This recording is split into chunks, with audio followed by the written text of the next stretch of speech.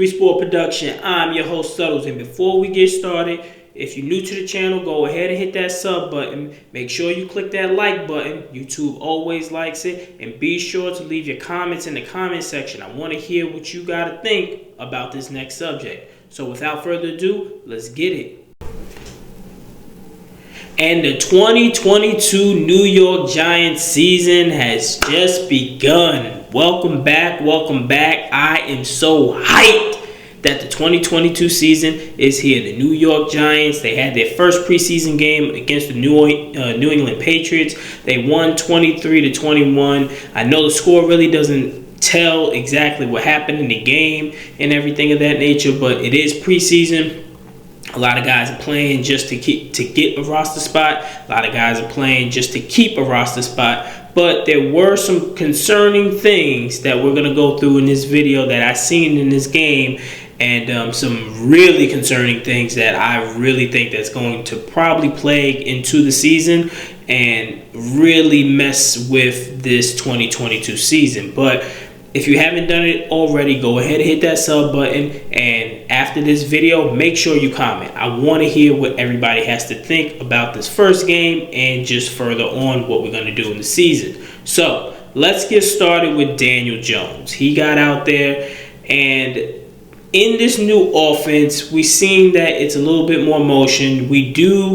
For me, I did like the offense. I like the offensive concepts of what was being thrown out there. It wasn't too complex. It was just very vanilla. I mean, it's the preseason. But one of the things that I really did like is the fact that he did play Daniel Jones. Unlike Joe Judge, who sat him out in the first game, repetition is everything. Repetitions is what all of these guys need. And the more reps that they get, the better that they're going to be prepared for the season. So for them playing in the preseason game, forget all of this, oh, he may get hurt, yada, yada, yada. If he gets hurt in week 1 of the preseason, or what happens if he gets hurt week 1 in the season, it doesn't matter. But the repetitions are the most important things. And for this offensive scheme, Daniel Jones needs every rep that he can get. Now, he looked pretty decent. He didn't look spectacular, or he didn't look terrible. To me, he just looked meh. Now, for me, I've said this on multiple occasions. I've already seen him throughout his 3 years. This is his 4th year. And I don't believe that he's the guy. This is just from my perspective. I don't believe that he's the guy. I believe that he has all the tools to be that guy. But I believe that this organization has messed him up so much that he's not going to be able to carry on for what he is supposed to do. He may go and have success with another team, but for New York, I don't feel like that he's the quarterback that we need at this moment. But with that being said, it doesn't mean that I'm just an anti-Daniel Jones hater and this whole season I'm just going to be ragging on him. No, I'm going to say exactly what I see. And what I seen, it wasn't that impressive. But it's just a preseason game. I want to see Daniel Jones just get better. Is he going to play good enough to get a contract moving forward?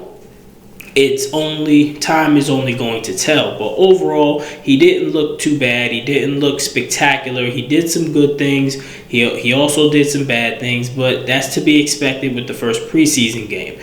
The offensive line. The offensive line looked really good in the first drive. Second drive, they began to break down a little. Evan Neal, you can definitely tell he's a rookie. So for everybody that was coming out of around the draft and they was like, oh, Evan Neal is the best prospect, he's just going to dominate. It takes time for guys to adjust to the NFL. And I said this when I did my evaluation of Evan Neal. He has a big balance issue. He is great going forward, but coming backwards and going side to side, it's a little difficult. Now, he is still a great prospect, and I believe that he's probably going to have like an Andrew Thomas type of rookie season. And everybody was ragging on Andrew Thomas, but it takes time. The speed of the game is totally different. In Alabama, he was dealing with guys who weren't going to that next level. That wasn't going to the NFL. They were going to move on with their lives after college football. That's what he dominated in. Now you're going to be dealing with guys that are smarter, faster, stronger. And that preseason game showed that he has some issues to work out. But like I said, he's a rookie. He's going to figure it out. Our run game looked very good. So the offensive line is great going forward, not too much going back, but moving forward, our running game, I don't think that we're going to have too much of a problem with our running game. Moving on to the defense. Defense did fairly well.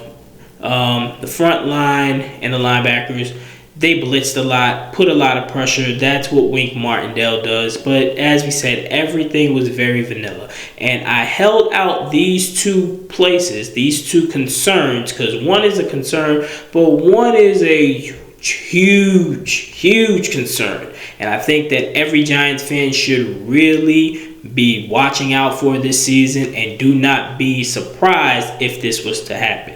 So my first concern is our secondary. I knew our secondary was not the greatest, but because of Wink Martindale's system, he likes a lot of man coverage. And with it being man coverage, because he blitzes a lot, everybody's out there on an island by themselves. Now, a la Aaron Robinson, our third-round pick from the year before. He's a very physical corner, but if he can't get up on the guy and actually be physical, he does not look that good when it comes to coverage. They was absolutely targeting him when it came to this game. And this was Brian Hoyer. This wasn't even Mac Daddy Jones. This was Brian Hoyer that was attacking this man and made him look terrible, going over the top on him, getting him for a touchdown. Aaron Robinson, like you said, he's a very physical corner, but he needs to be up on the ball.